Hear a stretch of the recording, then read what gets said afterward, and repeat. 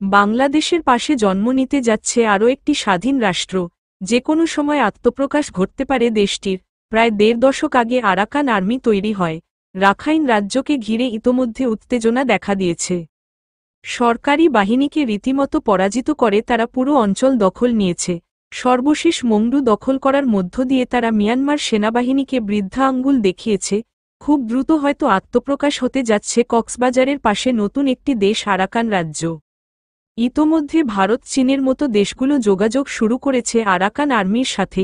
তৎপর রয়েছে যুক্তরাষ্ট্র ও রাজনৈতিক পট পরিবর্তনের অস্থিরতার মধ্যেই আরও বড় ঘূর্ণাবর্তে পড়তে যাচ্ছে বাংলাদেশ। এই প্রেক্ষাপটে বাংলাদেশ পড়তে পারে ভৌগোলিক সম্পর্কের নতুন সমীকরণে। প্রতিষ্ঠার মাত্র ১.৫ দশকের কম সময়ের মধ্যে দেশটির সরকারি বাহিনীকে পরাজিত করে রাখাইন আর্মি তৈরি করতে যাচ্ছে নতুন দেশ।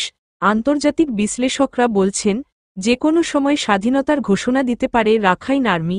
দক্ষিণ এশিয়ার নতুন দেশ হতে যাচ্ছে রাখাইন রাজ্য। বাংলাদেশের সাথে থাকা মিয়ানমারের ২৭০ কিলোমিটারের সীমান্ত এখন পুরোটাই রাখাইন আর্মির দখলে।